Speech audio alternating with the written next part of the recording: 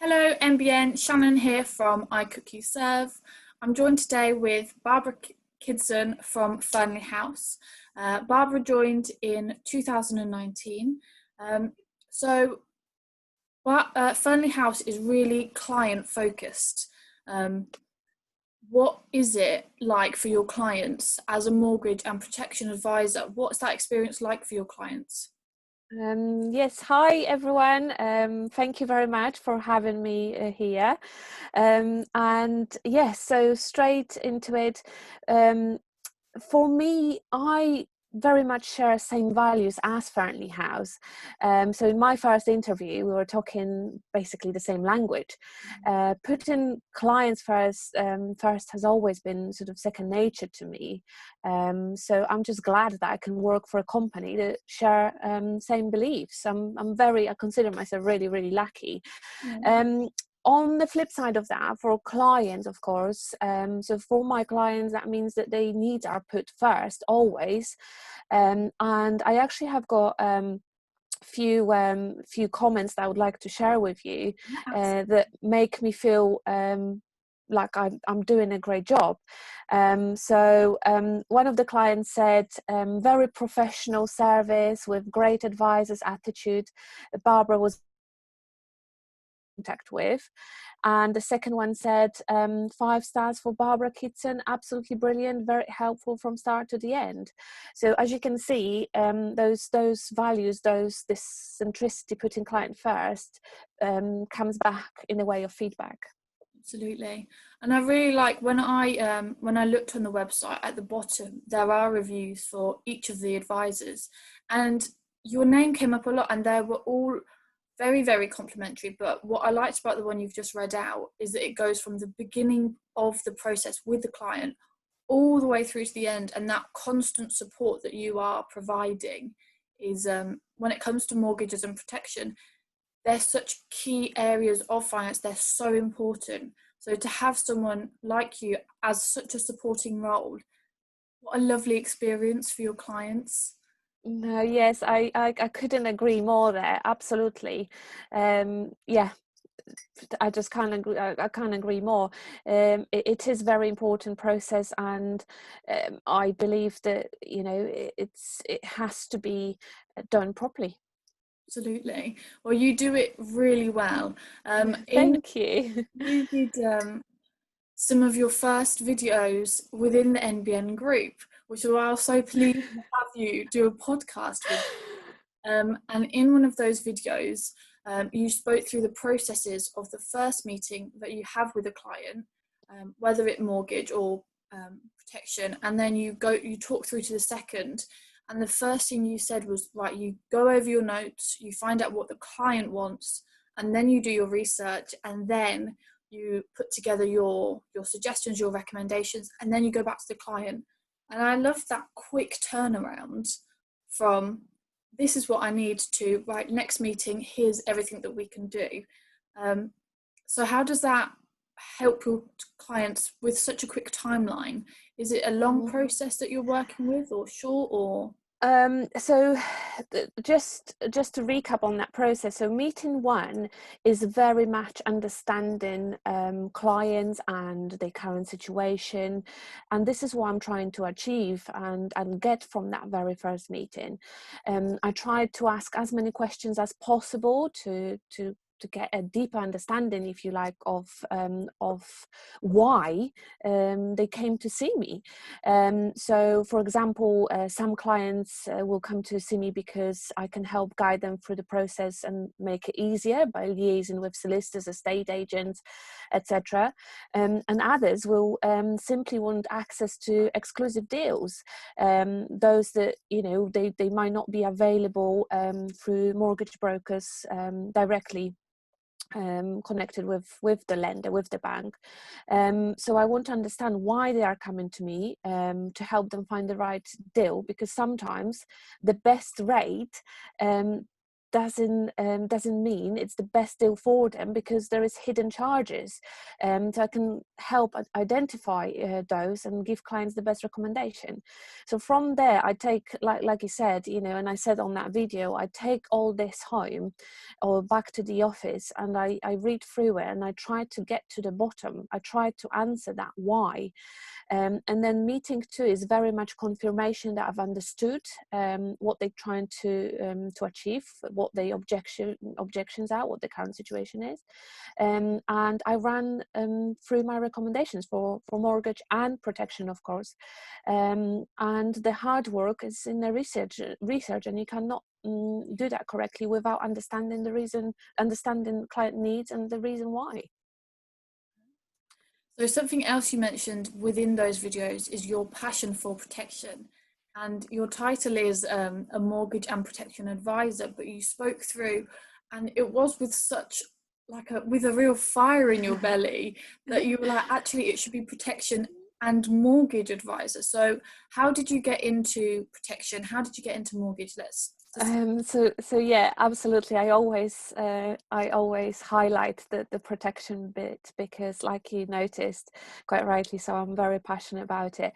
How did I get to protection? So I actually what got me thinking was the first time someone tried to sell me protection, and I just became really curious and a bit worried, to be honest, because there was so much to take in, all the different ways that you would get the payouts, the worst case scenarios, the probability that they could happen.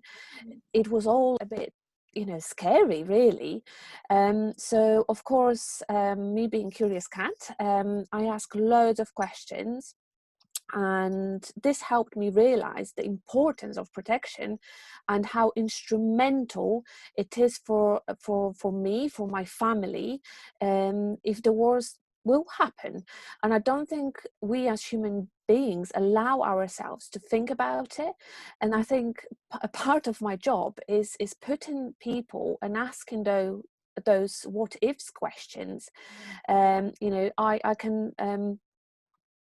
I can talk from my personal experience of being self-employed, so moving on from obviously when I started, and having protection. I was self-employed for quite some time, and I was pregnant, and I was poorly, and so many self-employed people don't realize that they're not entitled to receive statutory sick pay. Yes. But of course, luckily, I did have protection in place, and what this allowed me to do was to take time off and concentrate on me and not worry about our finances.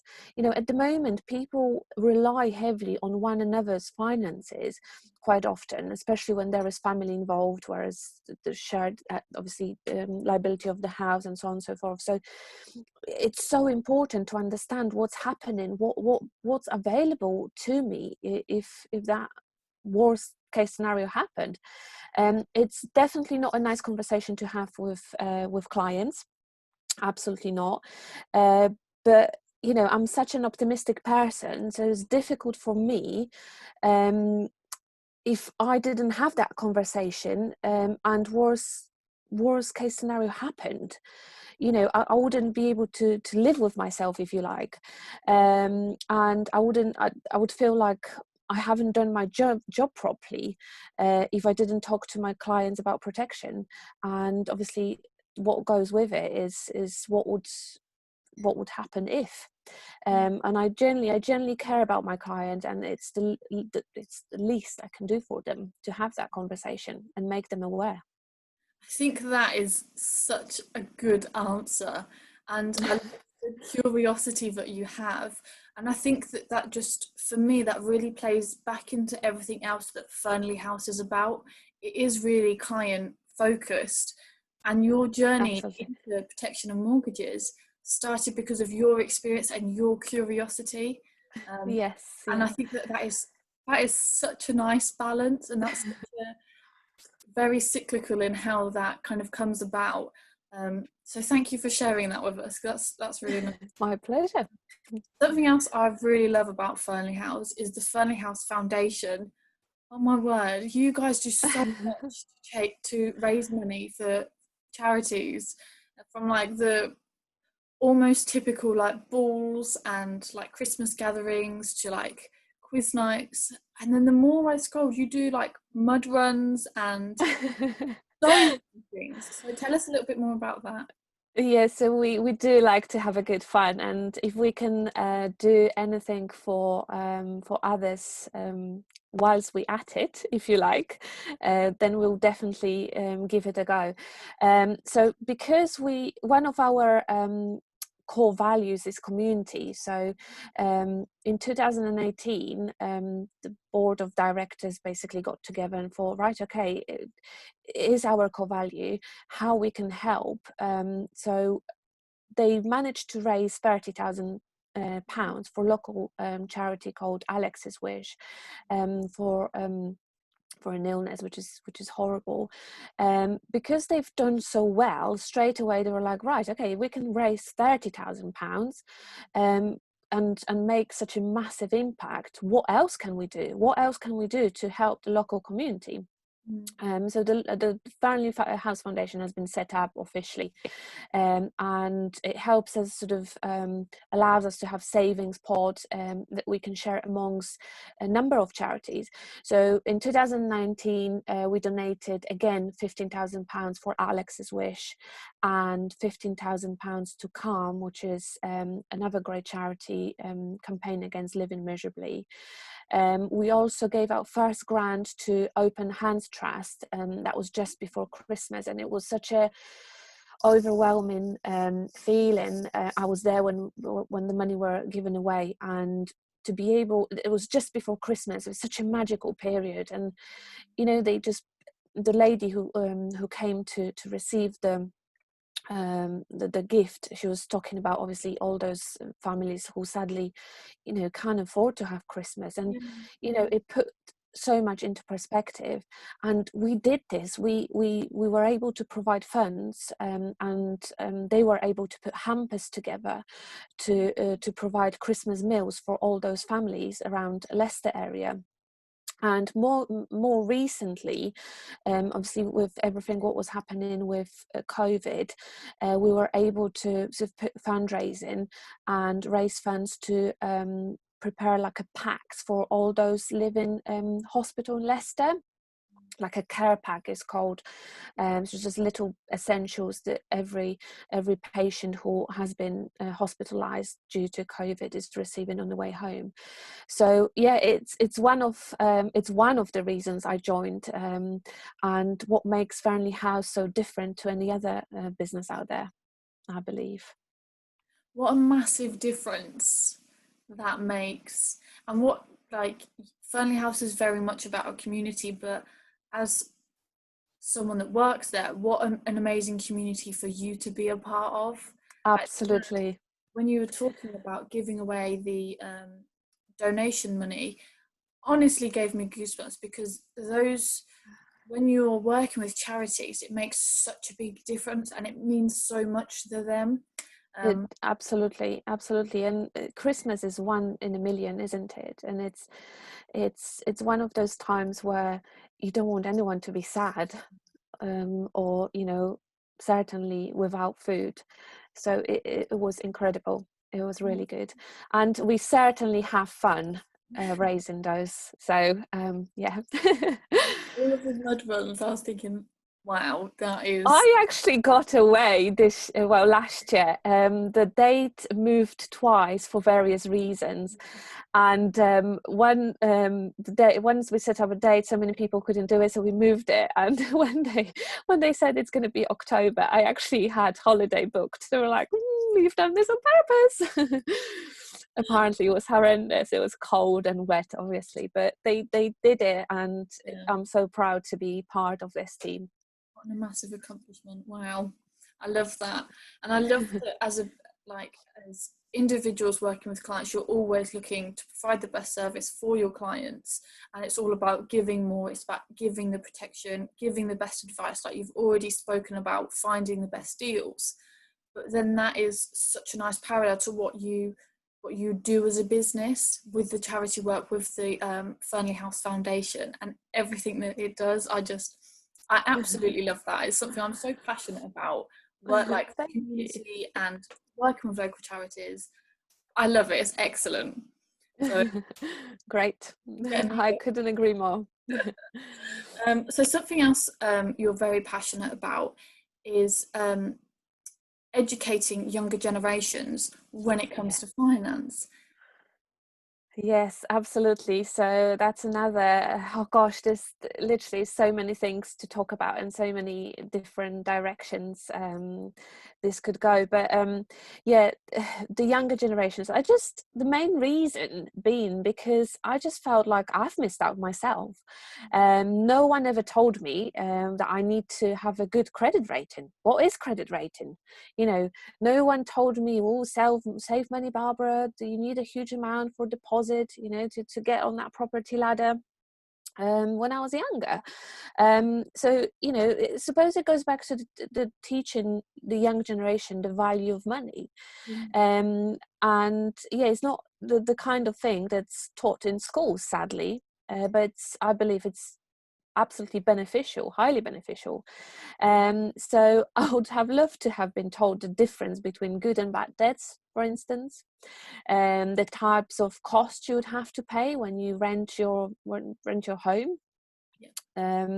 So I'm really passionate about sharing my knowledge, and especially with those that are younger and can make a difference by saving earlier. And yeah, it goes back to giving something back. I think if I could help anyone who, you know, help that young person that I once was and nobody told me, I'll definitely be out there shouting from the rooftops and trying to help them. And I just feel, you know, it doesn't take that much. It's just a bit of information that, you know, it's a free information, but nobody's showing it, which I can't believe it. Wow. Well, something else Fernley House has done is you've waived the remortgaging fee. So tell us a bit about that. Yes, so again, going back to our values, we are client-centric, and that means that we always put the clients first. So as soon as the lockdown kicked in, we sort of thought, how we can help, and we realized people might be a bit nervous and reluctant about talking to mortgage advisors, obviously, because their financial situation was becoming difficult. We had this conversation in the beginning, didn't we? What was happening and how it was affecting people. So we agreed internally that we would offer remortgage advice at our cost. So normally we charge £295 for remortgage, and we decided to waive that fee completely. And we've had some great feedback, and obviously we've been super busy as well, but we all were in our team. So I'm glad we've extended it till end of June. And hopefully we'll be able to help more people. So it started in April, then obviously we had an internal again discussion, decided to extend it for May, and yet again in May, you know, people are not quite just out of the difficult times yet. So the general feedback was, yes, we think we should extend it, and I'm so grateful that as a business we are able to do it and help out in that sense. Yeah, I love that. So how can people get in touch with you? So people can call me on my mobile, which is always with me, and it is 07842 756 887. And or email me if they don't want to, and they sort of, you know, don't want to have that conversation, although I'm really happy. I would say I'm very approachable as well, but if they don't want to, they want to email me, that's absolutely fine as well, and that's barbara.kidson@furnleyhouse altogether.co.uk. I'll those above. Go on, sorry. Sorry, yeah, I was going to say, I'm sure you're going to help me share that, Sharon, somewhere. Yeah, I will. I'll stick that in the comments with a link to Furnley House as well, so people can find out a bit more again about what you do. But thank you for today. It's been an absolute pleasure. Thank you very much. I thoroughly enjoyed it. Take care. And you. Bye bye.